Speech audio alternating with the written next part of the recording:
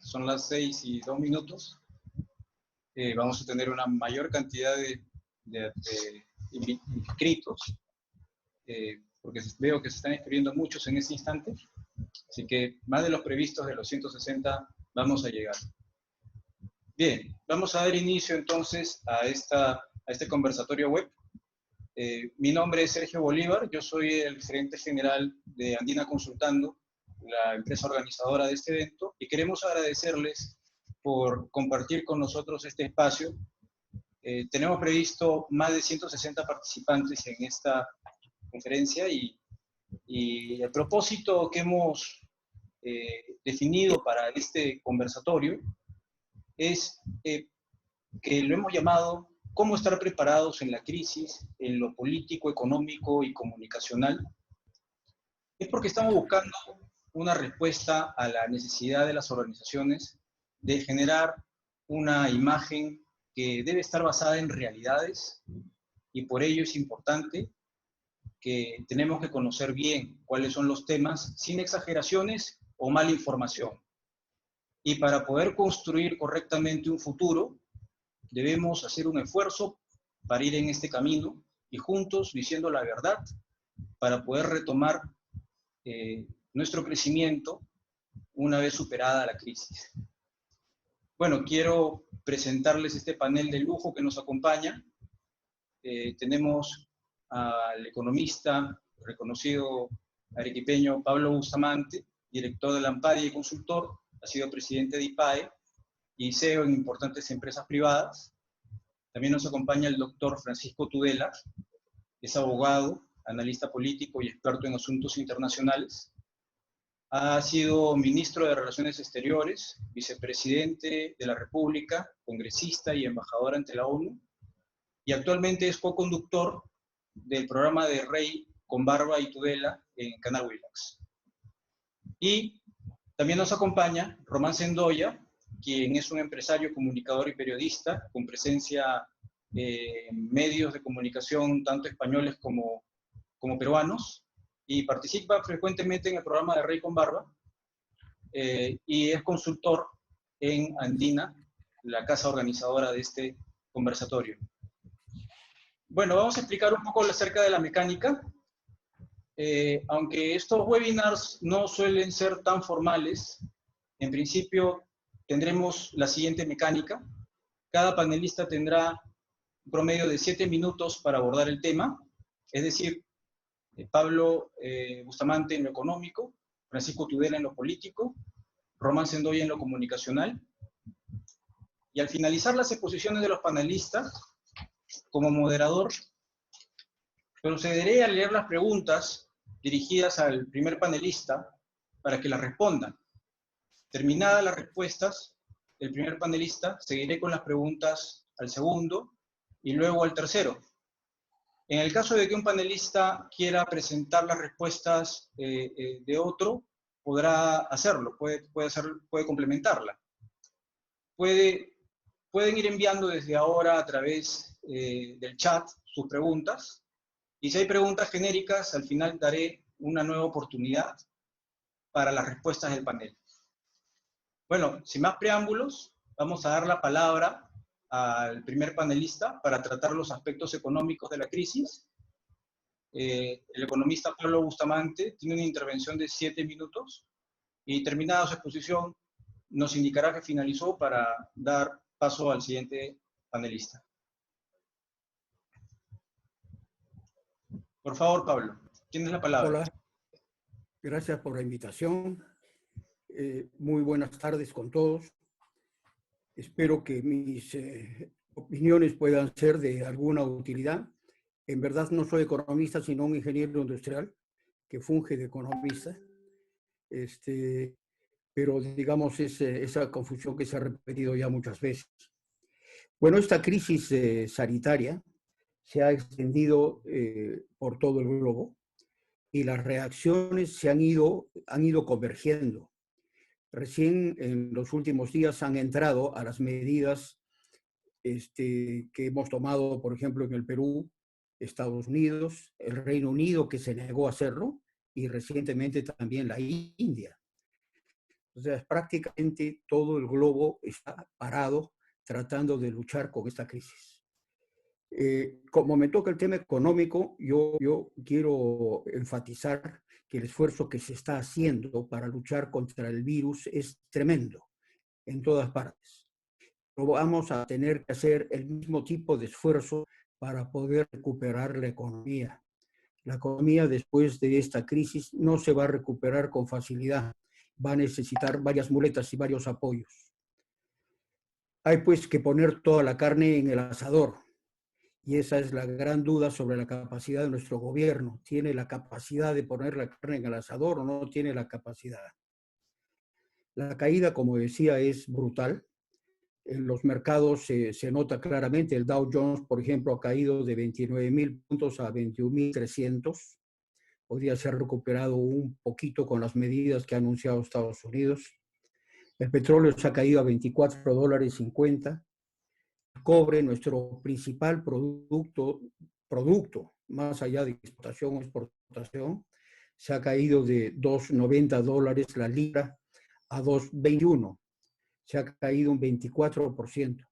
Pero no solo es un impacto en volumen, perdón, en precios, sino también en volumen, porque la afectación de la economía china, que es tremenda, ¿no? Está disminuyendo los pedidos de nuestros productos. Por otro lado, también podemos destacar la caída en el sector turismo.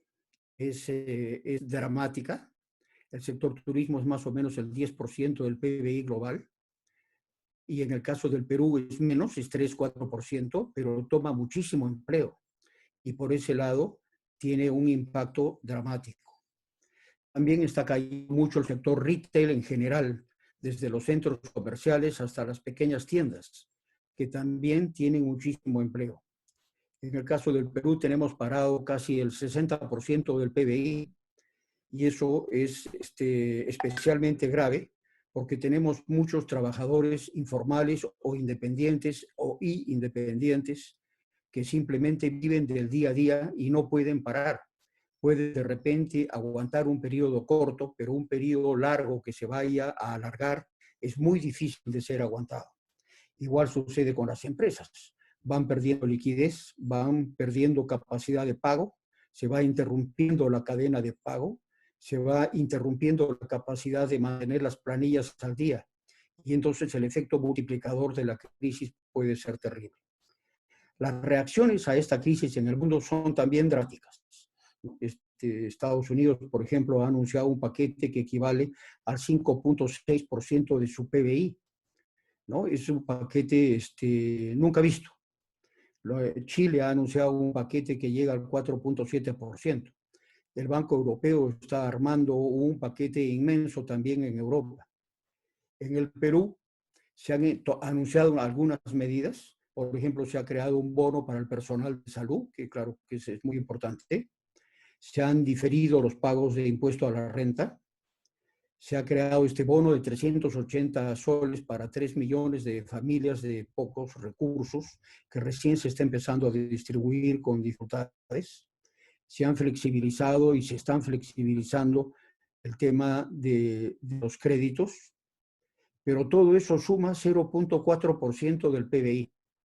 Eso largamente insuficiente. Eso es largamente insuficiente. Los más connotados economistas del Perú, como Elmer Cuba, Macera, Gianfranco Castañola, Abusada, Torne, todos han enfatizado la necesidad de hacer una apuesta grande para recuperar la economía de esta crisis. Y ahí viene mi gran duda. ¿Tiene el gobierno capacidad, tiene la valentía para hacerlo? ¿Tiene el mismo acumen con el que ha reaccionado para combatir el virus? En el tema económico, yo creo que no. Y además creo que el ambiente mediático, el ambiente de opinión pública, no favorece tampoco una reacción más fuerte, por lo menos por ahora. Se necesita dar apoyo a las empresas, pero no solo a las pymes y a las MIPES. Se necesita dar apoyo a todas las empresas, desde las más grandes hasta las más chiquitas. Las más grandes generan recursos que se multiplican a través de empresas medianas y chicas y son generadores del empleo formal. El empleo formal que si tuviera problemas de planillas dejaría de consumir, afectaría al resto del sector. El mayor drama detrás de todo esto, por supuesto, es el empleo. Y esto no hay que confundirlo, este no es un problema económico, porque mucha gente va a decir, claro, están hablando del tema económico y la economía viene después, la salud es primero. No, estamos hablando de un tema social. Este es un problema social, no es un problema económico.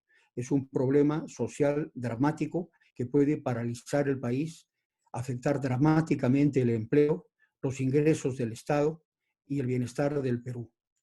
Entonces, lo que hay que hacer es poner la carne en el asador. Ahí viene la pregunta, ¿tiene el Perú capacidad para afrontar una crisis profunda como esta?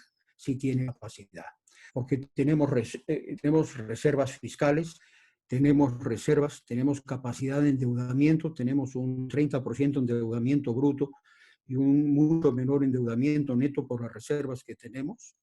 Entonces sí tenemos capacidad de poner recursos fuertemente. Nunca antes en el Perú se han puesto recursos detrás de empresas, más allá de empresas muy pequeñas.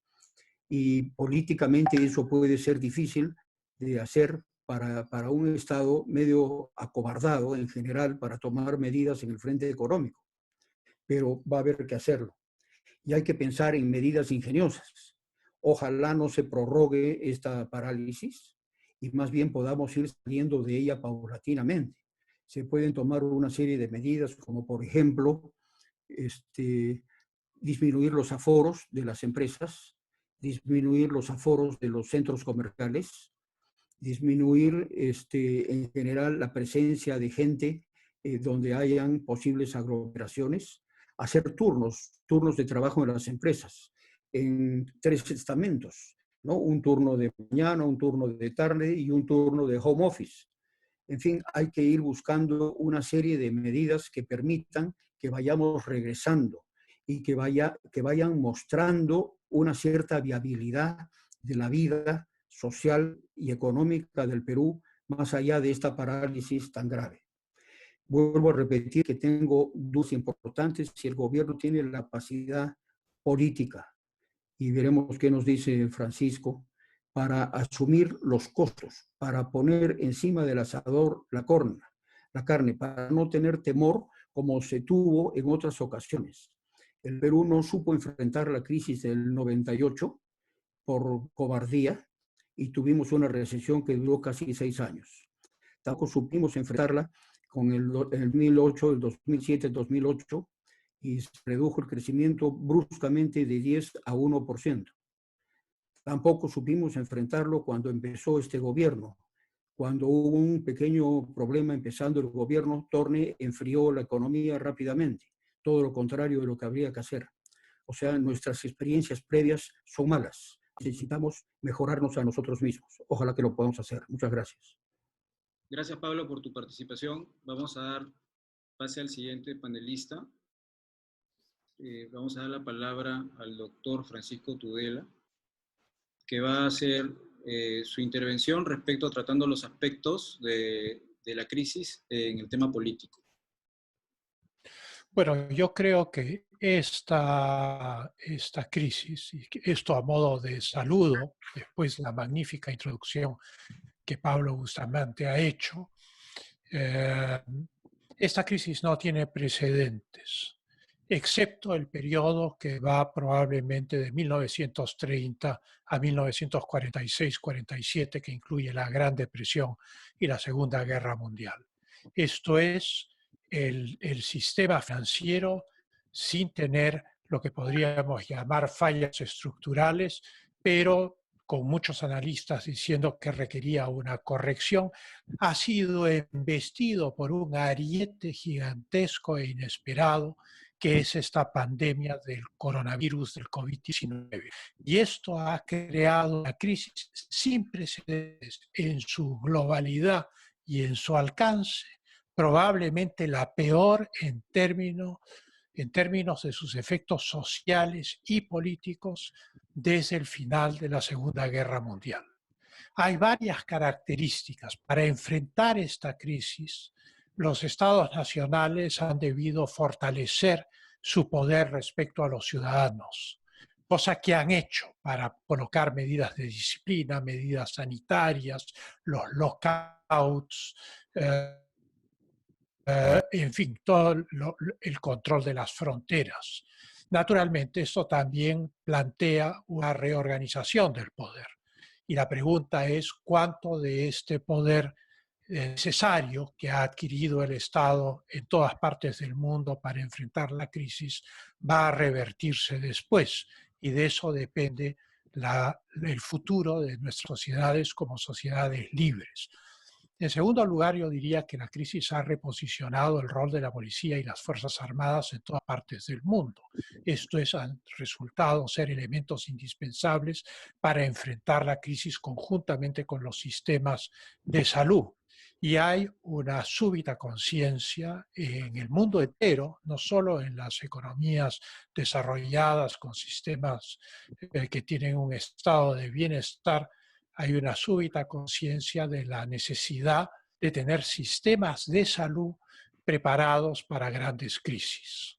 Se ha adoptado la cuarentena, que implica en muchos países, en otros restricciones a las comunicaciones por vía aérea o vía terrestre, estado de sitio en algunos países. Pero lo que sí es cierto es que ha habido un cierre general de fronteras en mayor o menor grado y se han establecido limitaciones a las comunicaciones aéreas y terrestres entre las naciones.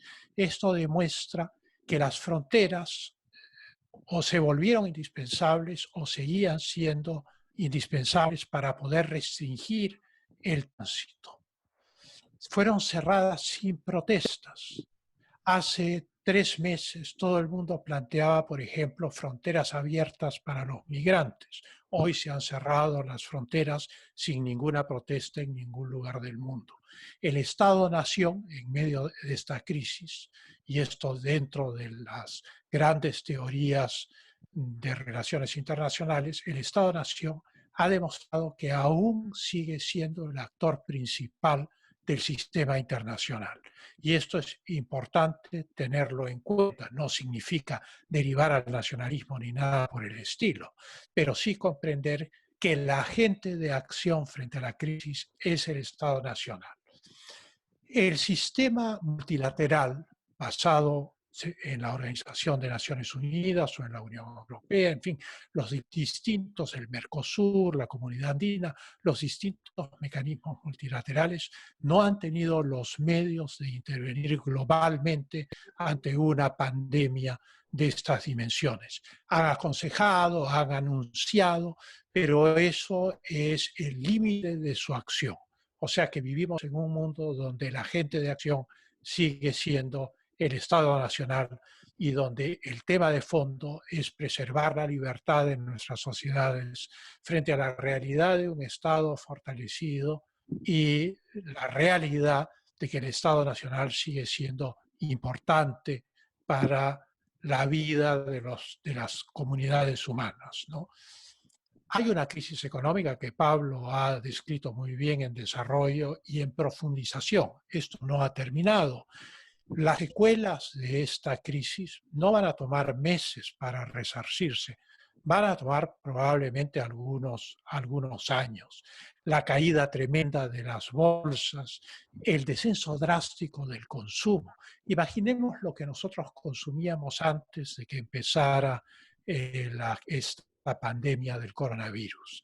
Ya no vamos a restaurantes, ya no vamos a cafés, nuestros gastos se han limitado al mínimo. Pues bien, eso que nosotros vivimos personalmente, cada uno, proyectémoslo a 7.000 millones de habitantes en el mundo. Eso significa que los índices de consumo han caído drásticamente y eso naturalmente implica para muchos negocios o la quiebra, estar en situaciones muy difíciles y eso implica desempleo calculado en los Estados Unidos, el desempleo para el término inmediato en 30%, una tasa de desempleo inmediata de 30%. En la Gran Depresión el desempleo norteamericano fue del 33%.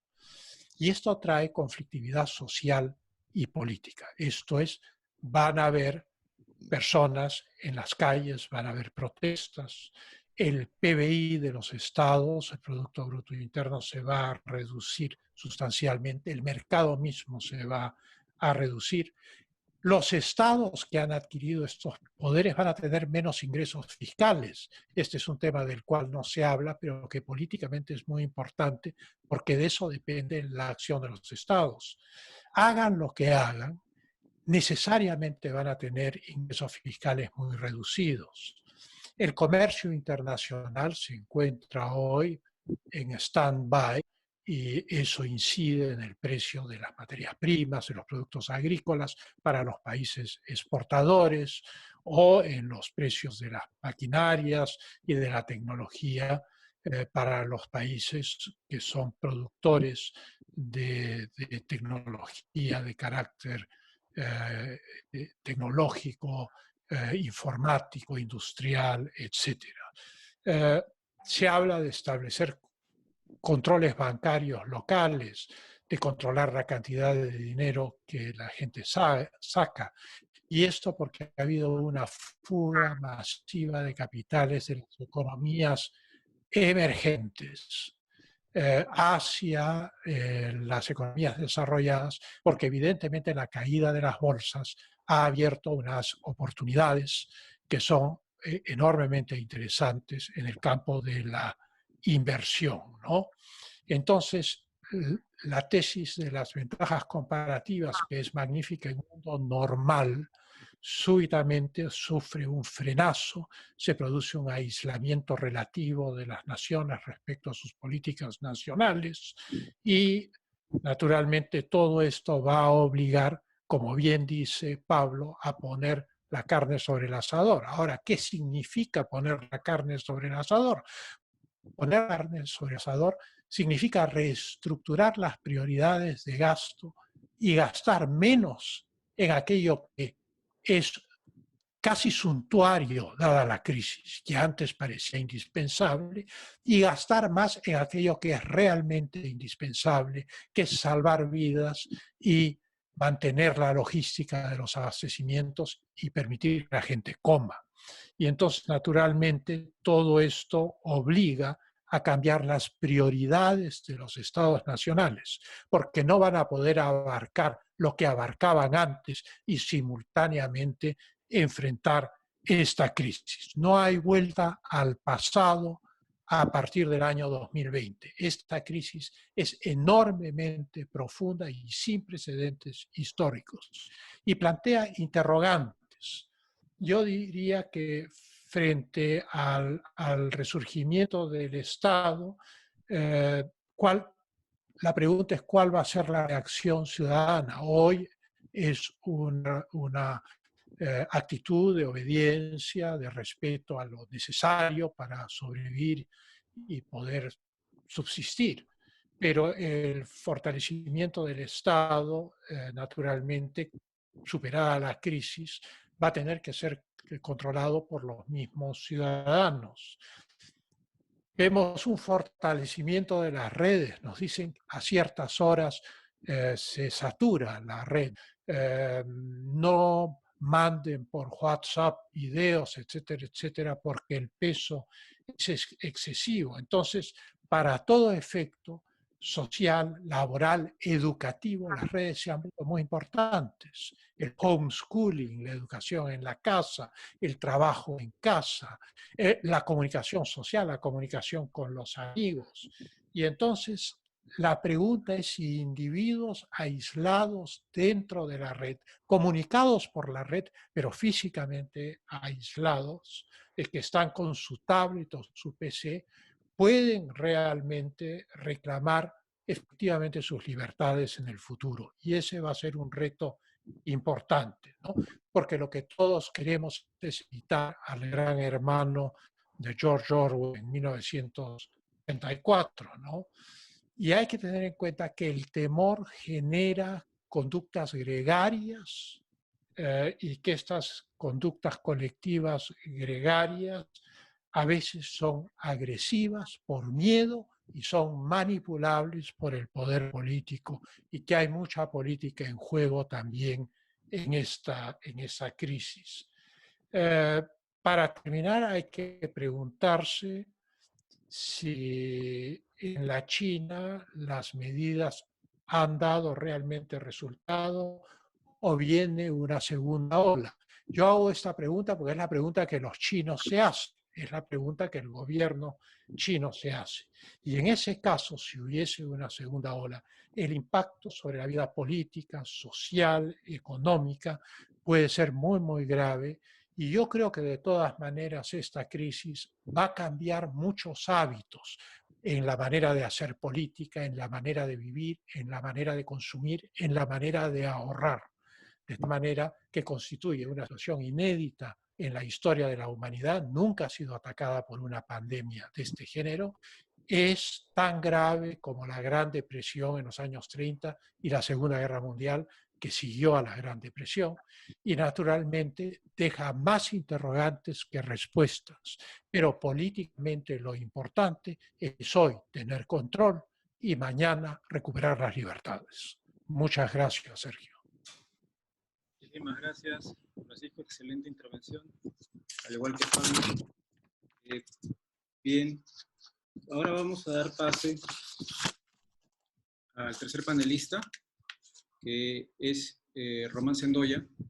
Él nos va a hablar desde su perspectiva de la comunicación de la crisis, desde también el punto de vista de los efectos que tiene la crisis tanto en España como en Perú. Tienes una intervención de 7 minutos aproximadamente, Román. Ok, buenas noches. En España son las 12:30 de la noche. Es un placer poder participar y poder analizar estas consecuencias y la realidad de la primera crisis de la globalización en un mundo que no estaba preparado para la globalización. Comparto perfectamente tanto lo que ha dicho Pablo en la parte económica como en la de Francisco Tudela, en el que tenemos más preguntas que realidades. Esta crisis además tiene un factor determinante, que es la primera vez en el que uno puede aislar al mundo sin aislarlo. Porque gracias a las redes sociales y a la cantidad de medios que hay al alcance de todos, existe una comunicación global que explica la crisis o intoxica la crisis. Se están generando más fake news y más bulos que realidades sobre la crisis, y hay muchos espontáneos que están dedicándose a intentar interpretarla y arreglarla. La crisis, que cumple los 9 parámetros propios de una crisis: incertidumbre, estrés organizativo, estrés económico, un gasto brutal, necesita, ante la respuesta que están dando los científicos, en donde yo, como no soy médico, no me voy a poner a discrepar de si se está haciendo bien o no. La única fórmula que sabemos hasta ahora, porque solo lo ha aplicado uno, es China, que con su sistema político pues ha conseguido bloquear la potencia industrial del mundo y bloquear a la población violando todos sus derechos civiles. Pues la fórmula para que no haya la contaminación ha sido el aislamiento. La gente, cuando se enfrenta a una incertidumbre de este nivel, lo que necesita es certezas.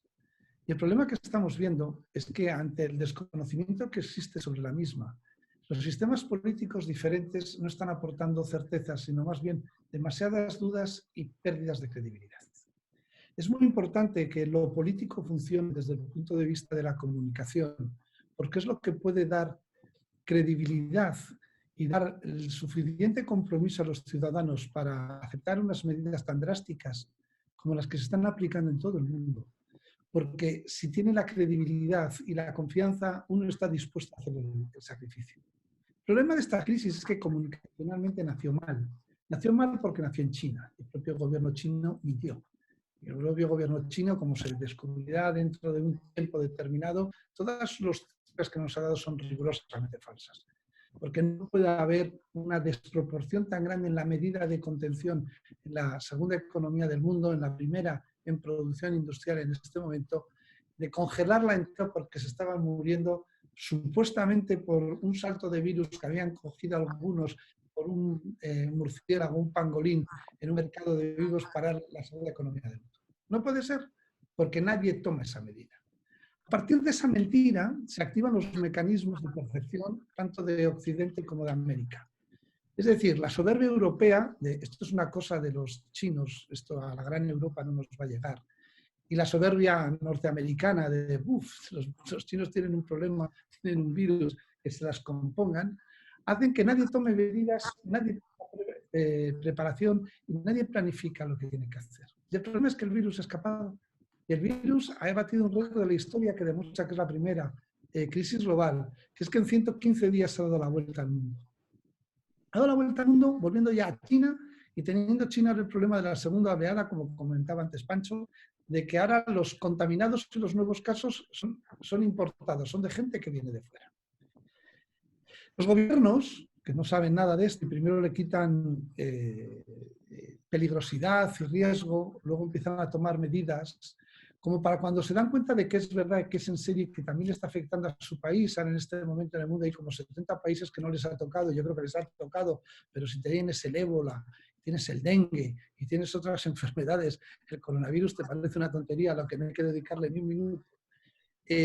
Cuando se han dado cuenta han conseguido ya decir tantas cosas que no son creíbles, porque tenemos las hemerotecas y las bibliotecas para que los supuestos comités de sabios que tiene cada uno de los gobiernos para concienciarnos de lo que se está haciendo, ya se han equivocado N veces hasta el día de hoy.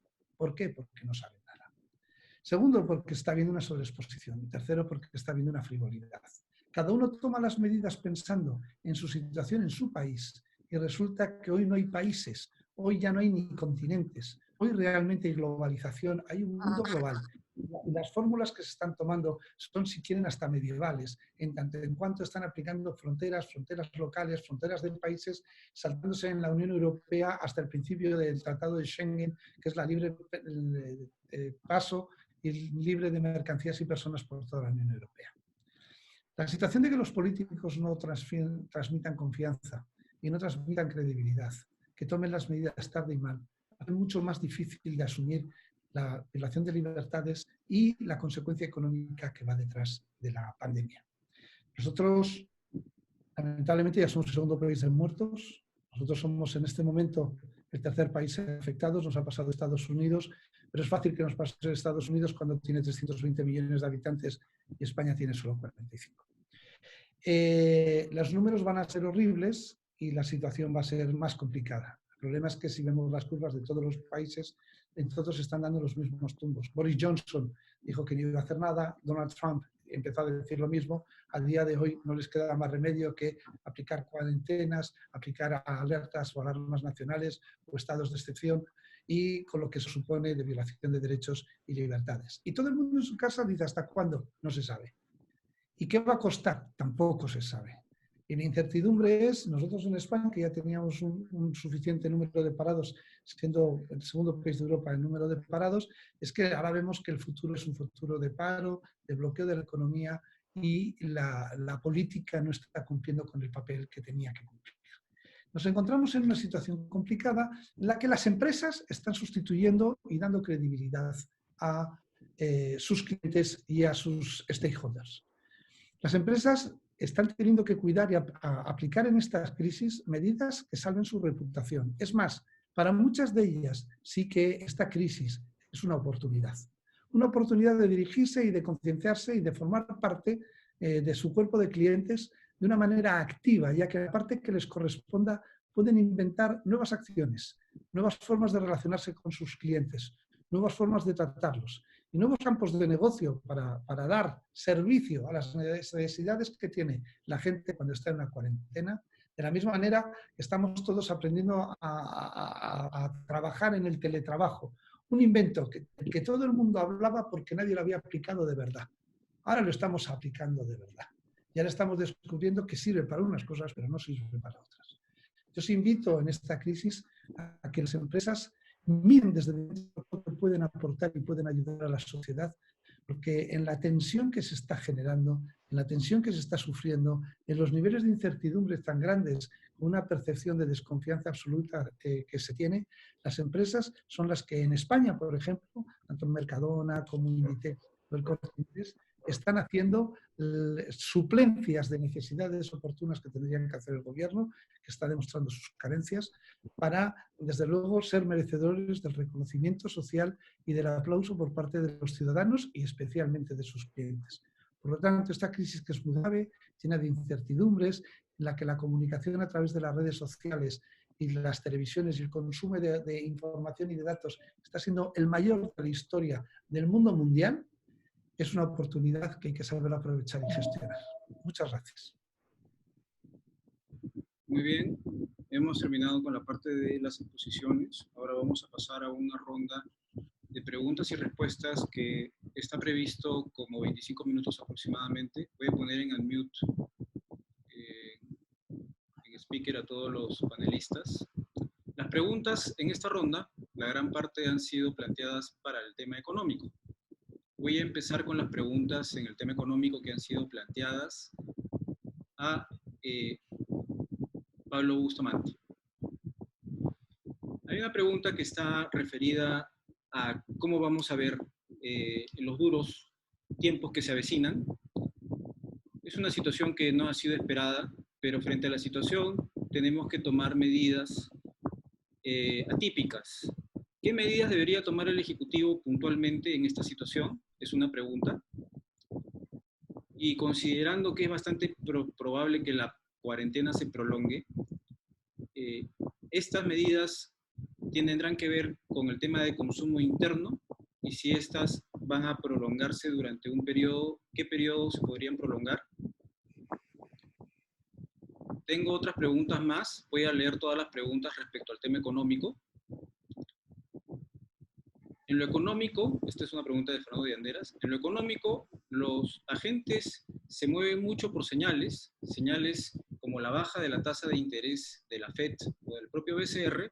¿No le parece que le falta al Ejecutivo mandar una señal económica, por lo menos formar una comisión o equipo de economistas que vayan trabajando medidas reactivadoras de la economía? También van muy en el sentido anterior. Tengo 3 preguntas más. Vizcarra indicó que tiene un equipo de asesores técnicos en salud para combatir el coronavirus. ¿Tendrá un equipo de asesores económico igual? ¿Qué sectores se van a perjudicar más y cuáles van a tener más oportunidades? Y finalmente, en Dinamarca ahora la crisis, el Estado está subvencionando 75% y la empresa está pagando 25%, mientras que dure la crisis, esta condición, no están despidiendo a los empleados. ¿Qué otros países están con temas parecidos? Pues se podría hacer algo desde el gobierno con un decreto supremo o se necesita una ley para poder tomar una medida respecto a este punto. Estas serían unas preguntas formuladas a Pablo Bustamante. De todas formas, respecto a estas preguntas que han escuchado, también puede tomar la palabra una vez finalice Pablo Bustamante, cualquiera de los del panel, para complementar la respuesta. Por favor, Pablo, tienes la palabra. Ok, gracias. Bueno, efectivamente el gobierno tiene que tomar medidas, como he tratado de explicar, que sean profundas. Hay que apostar a ganador. Hay que poner la carne en el asador, como decía. Aparte de hacer el apoyo a las MIPES y a los independientes con este bono, creo que si se prolonga el proceso hay que dar otro bono, ¿no? Pero hay que ayudar con liquidez a las empresas, cosa que está haciendo el Banco Central, pero hay que de repente empezar a comprar deuda, comprar activos, ¿no?, de las empresas, cosa que no se ha hecho nunca, apoyar al sistema financiero con muchísima fuerza, hacer factoring, por ejemplo, para que se puedan cobrar en corto plazo las facturas por cobrar a empresas grandes de las MIPES, ¿no? Este tema de un equipo económico o un equipo de asesores que supuestamente tiene en lo de salud del gobierno, debería efectivamente tener un equipo del primer nivel, ¿no? Que no esté sesgado políticamente, ¿no? Que sean nuestros mejores representantes de análisis económico, que puedan ir generando ideas y aconsejando y explicando a la opinión pública, cosa que es muy importante porque estos equipos que trabajan a puerta cerrada no necesariamente ayudan a que la opinión pública pueda tener información sobre lo que es conveniente o no es conveniente. Los sectores más afectados van a ser turismo, que tiene muchísimo empleo, que implica todos los restaurantes, los kioscos, las carretillas, todos los sitios donde se expende comida, que afecta muchísimo el empleo. El sector del retail o el sector de comercio, que también es masivo, ¿no? en generación de empleo. La minería por el lado del problema chino de la caída del precio de los commodities y los volúmenes de compras de concentrados de cobre. En fin, casi todos los sectores de la economía van a ser afectados. Creo que algo que hay que hacer ahora y es empezar a explicar urgentemente a la población el por qué hay que hacerlo. Creo que hay que reactivar los proyectos parados con toda urgencia, desregulándolos, facilitando los procesos de inversión, reactivar los procesos de los proyectos de infraestructuras, los proyectos mineros, ya María incluido. El Perú va a necesitar apostar a espacios de crecimiento y los espacios de crecimiento en buena medida están detrás de reactivar la inversión. Y la mejor manera de hacerlo es con los proyectos de infraestructura y con los proyectos mineros. Gracias. Sí, las preguntas de Francisco Tudela son las siguientes. El Estado se va a fortalecer, se van a formar ejes entre países. ¿La globalización va a sufrir algún cambio? ¿Considera que esto del virus es una cortina de humo para tapar los robos de empresas como Odebrecht? ¿Se justifica la prórroga del mandato del presidente y de un nuevo Congreso? ¿Y es posible que las cifras de China, en el número de... hay algo raro en las cifras de China? ¿Puede haber algún indicio de que estas cifras no sean las correctas o sean información de infectados o muertos que estén siendo ocultadas? Respecto a esas preguntas tenemos que tener en cuenta tres factores. El primero de ellos es que es evidente que un fortalecimiento del Estado, que en el caso del Perú, no así en el caso de otras partes del mundo, se ha producido sobre una concentración de poder preexistente por el cierre del Congreso, las nuevas elecciones, las propuestas de reforma política que se hicieron a raíz del referéndum de diciembre del 2018. Ese Estado más fuerte, si no se reestructura, porque lo que ocurre con el Perú es que tiene un Estado pesado que no llega al ciudadano, que gasta en muchas cosas en las cuales no debe gastar. Tiene una estructura en la cual no solo hay el gobierno central, sino los gobiernos regionales, respecto a los cuales hay muchas quejas.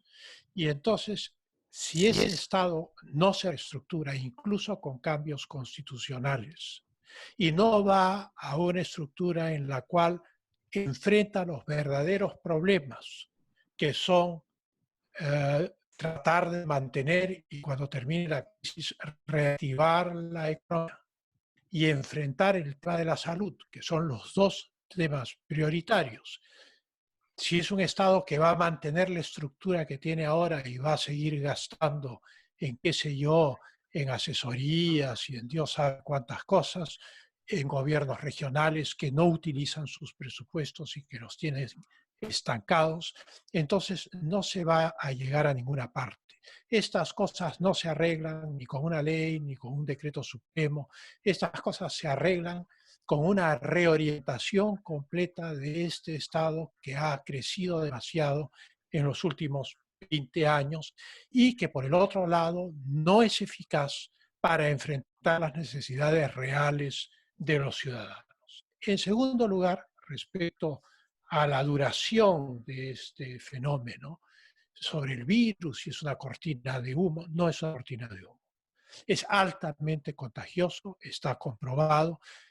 Si fuera una cortina de humo para lo de Odebrecht, ¿qué harían los Estados Unidos de América o el Reino Unido o Francia o Rusia haciendo la cuarentena en sus fronteras, tomando esas medidas?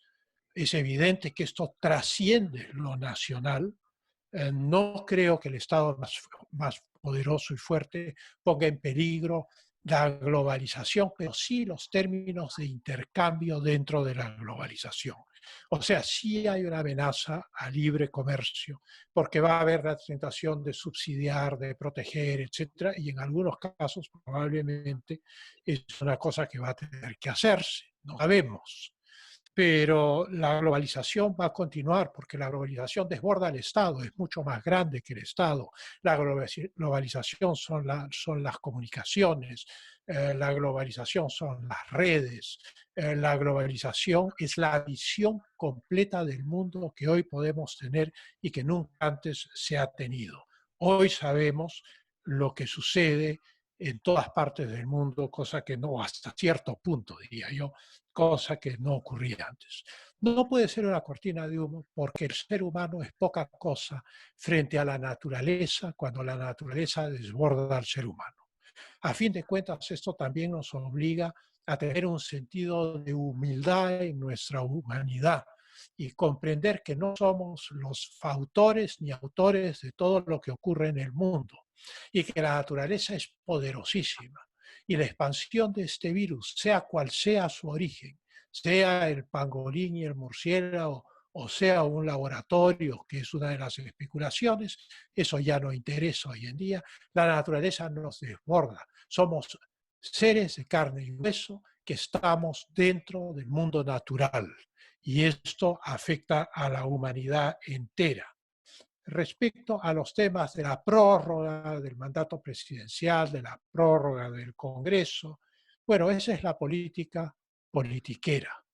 Evidentemente que se hace mucha política, no solamente nacional, acá en España, en Francia, sino que también se hace mucha política internacional en términos de ayuda, comunicación y alianzas para enfrentar esta crisis. Hemos visto en el caso de Italia, por ejemplo, la enorme ayuda rusa al norte de Italia, frente a lo que Italia consideraba una falta de respuesta de la Unión Europea y una solicitud que había hecho a los Estados Unidos de América que no había sido aún decidida. Entonces, todo eso también es política. Y finalmente, respecto a la China y su rol en todo esto, es importante, y con esto acabo, decir que la China es un estado de partido único, en el cual hay 6 miembros en el Politburó que eligen a un presidente, y que el Partido Comunista de la China es el mandarinato de la China, y que por lo tanto es muy difícil saber a ciencia cierta qué es lo que ocurre ahí y cuáles son las cifras. Muy bien, Pablo. Sergio. Sí, muchas gracias. ¿Me escuchas? Me gustaría añadir un par de cosas a lo de Pablo. A lo de Pancho. Ya, perfecto. Por favor, procede, Román, complementa. Sí, vamos a ver. Yo quería decir una cosa, ¿no? Que al virus no le podemos otorgar más daños de lo que ya está causando per se. Es decir, está causando un daño sanitario enorme, un daño económico brutal, y además está haciendo temblar y poniendo en cuestionamiento muchísimas de las cosas que para nosotros eran estructurales. Esta es la primera realidad que tenemos de la transformación de lo que es del mundo analógico, en el que hemos vivido en los últimos miles de años, al nuevo mundo digital, enfrentándonos a él de golpe. Este virus en las estructuras del Estado se las va a llevar por delante, es decir, se va a llevar los gobiernos. En este caso, los gobiernos, porque además su objetivo en este momento es minimizar daños.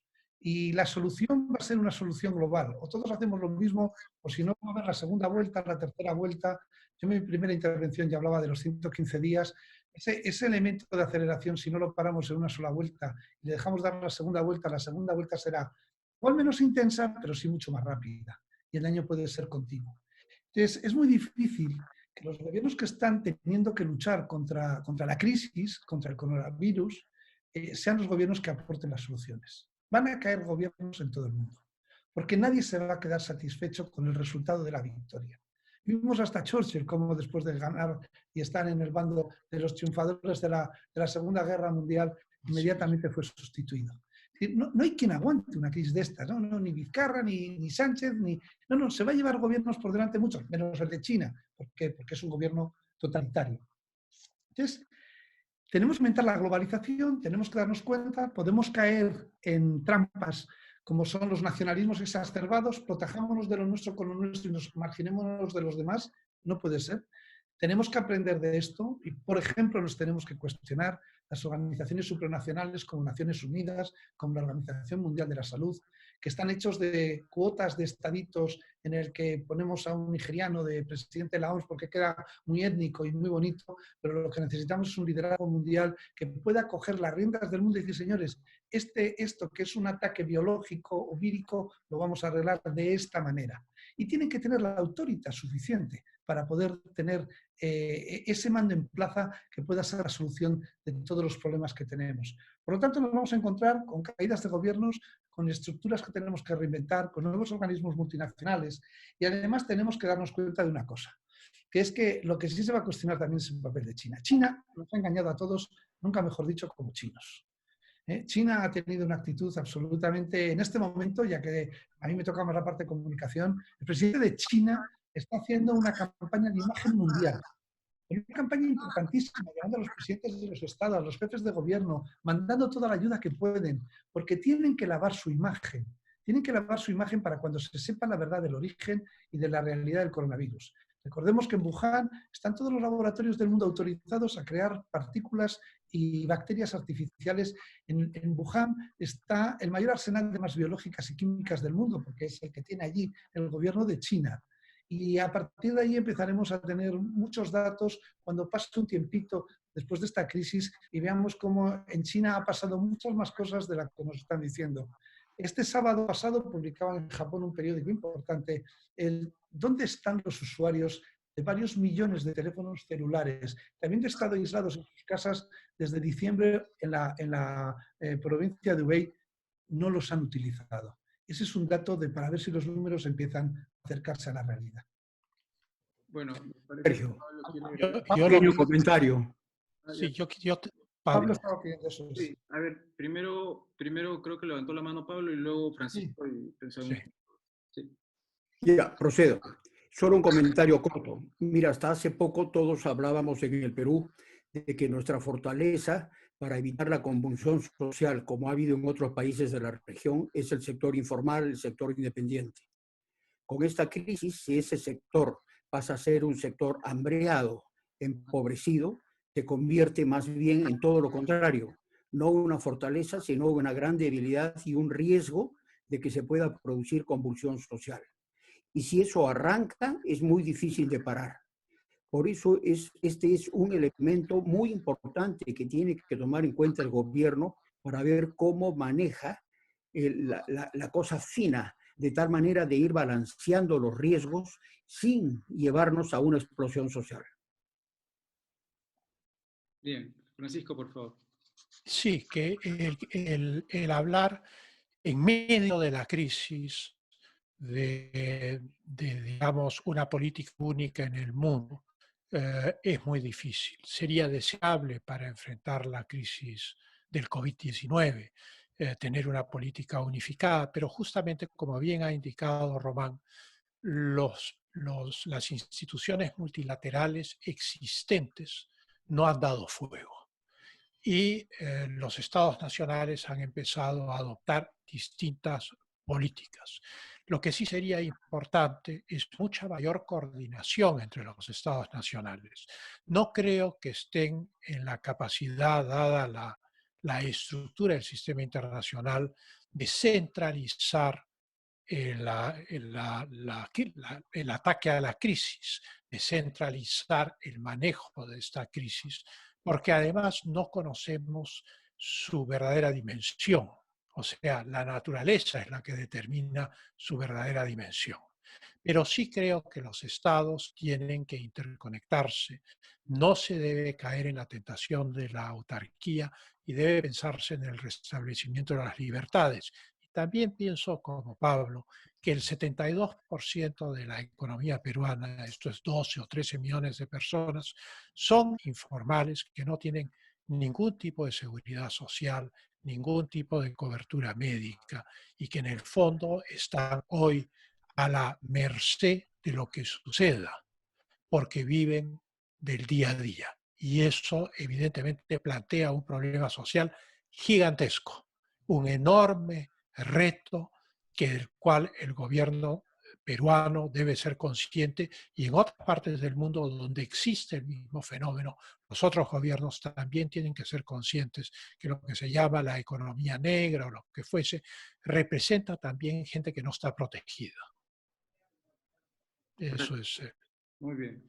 Hay unas últimas preguntas, con esto vamos a cerrar la ronda de preguntas y respuestas para Román Sendoya. Una está dirigida en el contexto que ustedes ya han descrito, no voy a volver a repetir la inicial parte de la pregunta. ¿Cómo podemos abordar las organizaciones dirigidos hacia el stakeholder ciudadano, si ahora mismo ya no importa tanto el tema del consumidor? ¿Cómo abordarlo en el plano digital? ¿Cómo se debe comunicar en los tiempos de esta pandemia? La comunicación de crisis, efectivamente. Una segunda pregunta para Román está referida al Plan Marshall. Está proponiendo en Europa un Plan Marshall. ¿Qué opina de esta medida y si es que debería ser globalizada a nivel mundial o sectorizada en regiones económicas? ¿Quién podría liderar en todo caso una medida similar en América Latina? Y hay una pregunta que ya la respondiste parcialmente, que se dirige hacia dónde se originó el coronavirus y si es que esto tiene alguna repercusión con una guerra comercial o está asociada a una guerra comercial con China, ¿no? Entonces la pregunta está muy orientada a saber si es que esto responde a una guerra comercial o no. Bien. A la primera pregunta, decir que hay que inventarse la forma de relacionarse con los stakeholders en la era digital. Las fases en las que se pasa cuando se hace una cuarentena real. La primera es la de la asunción, la de la segunda es la del cuestionamiento, la tercera es la de la rebeldía, la cuarta es la de la desesperación. Lo que hay que hacer es monitorizar y llevarle de la mano al ciudadano o al stakeholder de una manera sensata y creíble. Los gobiernos están cometiendo errores de decir, voy a hacer una cuarentena de 7 días, luego hay que ampliarla a 15 más, luego hay que ampliarla a 7 más, luego hay que ampliarla otra vez, y mientras tanto tú ves que la curva de crecimiento de contaminados y de muertos va creciendo, que te hace preguntarte ¿a qué lo estoy haciendo? Lo que hay que hacer es, hay una fase de avidez de información cuando empieza la crisis en la que te saturas de información. Tus clientes se saturan de información de todas las partes. Hay que empezar a dar, desde algunos puntos, información precisa, concreta, exacta, real. Y luego, además, hay que ayudarle a llevar la cuarentena y el confinamiento. Hay que ayudarle al ciudadano dándole buenas noticias e intentándole hacer partícipe, porque tiene mucho tiempo libre, de formar parte de soluciones imaginativas. La gente también necesita buenas noticias. Todo el mundo está preguntando cuántos se han muerto y lo que es importante es decirles cuántos se han curado. Muchos están preocupados de cómo voy a salir de esto y qué va a pasar después, y hay que decirle qué le vamos a ofrecer en el futuro. Hay que mantener el pulso vivo de la esperanza para que generemos un relato en el que el stakeholder del cliente desarrolle una afectividad de ver compartido en sentido positivo y teniendo luz de futuro de que va a salir de las crisis. Uno de los problemas que hay en esta crisis desde el punto de vista de la comunicación política es que si yo mando a alguien a su casa y le digo que tiene que estar 15 días y no tiene para comer y tiene que salir a buscar chamba todos los días, a partir de ahí mi desconexión con el aparato político y con las normas que saca el Estado es automática, porque me siento solo y abandonado y no me siento implicado en la solución colectiva, porque no han pensado en mí. Y eso es uno de los errores que yo sí estoy viendo en la aplicación de normas que se está haciendo en América Latina. Y por eso había que buscar soluciones más inteligentes que dar dinero. El dinero hay que invertirlo, no hay que darlo. Porque cuando uno lo da, no sabe en qué se va a gastar. Y en Perú hay un ejemplo estupendo, es lo que pasó con el terremoto de Paracas y Pisco. A la gente, si no va a tener que dar comida, hay que darle comida para que coma. Hay que facilitarle los medios oportunos para que lo consiga hacer, con un compromiso, que ya que yo, Estado, que tengo recursos, te voy a dar de comer tu arroz, tus papas, tu carne, y la entrego en cartillas de racionamiento, usted adquiere el compromiso de quedarse en su casa cumpliendo con la cuarentena. Respecto al Plan Marshall, hombre, esto es un lujo que tienen las economías de alto nivel. Es decir, Europa, desde el Banco Central Europeo y con toda la potencia de Europa, podemos rehacer y hacer crecer la economía europea de una manera conjunta y saltar de lo que era solo una unión política, una unidad prácticamente monetaria, a hacer una construcción europea mucho más sólida, porque yo creo que hay mucha gente que se está dando cuenta de que es importante generar estructuras después de la crisis, no durante la crisis, estructuras macro que respondan a las necesidades de globalidad. Y cuestionarse también si ha sido acertado o no trasladar todas las fases de producción a China. Puedo contar el caso de Inditex, que ha sido un caso interesante e inteligente. Inditex, para hacer la campaña de ropa de la próxima temporada, ha llegado a llevarse los telares desde China a India, a Vietnam, a Turquía, para trabajar, incluido más en España. ¿Cuál ha sido el problema? Que se ha llevado las telas, pero es que no tenían botones y cremalleras porque eso también se fabricaba en China. Y lo último, guerra comercial, no. Es decir, esa fue una mala interpretación de la realidad, que como estaban en el follón de China y Estados Unidos por el supremacismo del G5 y de todos los factores que había alrededor, se hizo una interpretación de esa manera. Pero no, esto no lo había planificado nadie. Al que más daño en un principio lo ha hecho, ya veremos cómo se recupera, ahora, porque es el generador, pero el que menos va a sufrir. Porque China ha tenido la suerte de que le ha coincidido con el Año Nuevo Chino, que son las vacaciones obligatorias prácticamente en la que todos los años China cierra 15 días. Y ha coincidido también con la festividad de la nueva luna llena, que también iba empalmado y junto al Año Nuevo Chino. Con lo cual, realmente de parón, han estado en un mes y medio. No los 2 y pico que ha durado la crisis, o los 2 meses y más que va a durar la crisis. Porque recordemos con el tema del turismo, que por ejemplo, este año el turismo español, que va tanto a Perú y tanto nos gusta ir a Perú a hacer turismo, que yo vaya prácticamente todos los meses, pero es a otras cosas, no va a ir. Primero, por la situación económica de España, y segundo, porque la solución del coronavirus en los meses de julio y agosto no estará del todo garantizado que si uno va al Perú de turista no se va a contaminar. Por lo tanto, la crisis del turismo ya no solo va a ser interna, sino externa. Y cuando miremos cuál es la realidad del mercado, tenemos que mirar 2 variables. La variable nacional, que es la curva de contaminación y descontaminación, y la variable mundial de cuáles de nuestros entornos, que son nuestros principales mercados y países de relación, cuál es su situación. Porque si no están arreglados, a nosotros no nos sirve nada. Y esa es una realidad que vamos a sufrir. Sí, yo quisiera intervenir sobre el tema del Plan Marshall, que me parece una idea del pasado. El Plan Marshall ocurrió porque Europa estaba devastada después de la Segunda Guerra Mundial. En cambio, los americanos no habían peleado la guerra en su territorio, su economía había sido fortalecida por la misma guerra y por el suministro de todo tipo de bienes fungibles y no fungibles a los países aliados en esta guerra. Y naturalmente, a pesar de eso, hubo muchas restricciones en las Américas, pero el Plan Marshall era el plan de un país vencedor que tenía los recursos para ayudar a Europa con 47.000 millones de dólares. Pues bien, hoy los Estados Unidos, hoy día parecería una bicoca esa suma, hoy los Estados Unidos se están aplicando un Plan Marshall a ellos mismos. Solo para el tema de las pruebas de coronavirus se están gastando 50.000 millones de dólares. Las inyecciones de dinero al mercado son gigantescas y entonces es imposible poder reunir los fondos para hacer un plan Marshall ni en Europa ni en América Latina, ni en ningún lugar del mundo.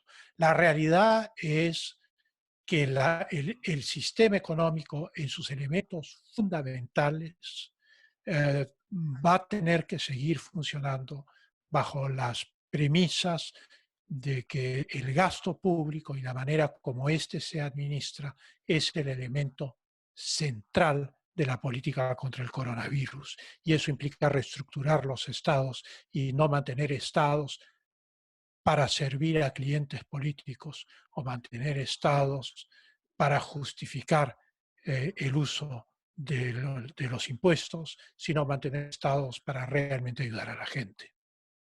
Muy bien, muy claro. En el Perú, Finalmente, tu intervención. en el Perú tenemos una excelente experiencia de apoyo social ante una crisis profunda. Cuando Correa Miller anunció los ajustes de precios, en algunos casos de 180 veces, 100 veces, 70 veces los precios, se hizo un programa de apoyo social que permitió que la gente no se muera de hambre. Cáritas fue fundamental. Creo que esa es otra cosa que el gobierno debiera estar organizando, una cadena de apoyo social para evitar que la gente tenga hambre. Muy bien. Bien, han habido más preguntas y estas preguntas en realidad no van a alcanzar el tiempo porque estamos con el límite de tiempo que disponemos de nuestros expositores y por eso vamos a preparar una grabación especial con nuestros panelistas para dar respuesta a todas, que será un material que publicaremos pronto en nuestras redes de Andina Consultando. Les queremos dar las gracias y bueno, les agradecemos por el espacio. Hasta una próxima oportunidad que nos volvemos a estar en este espacio. Muchas gracias. Buenas noches. Muchas gracias. Gracias. Gracias a todos.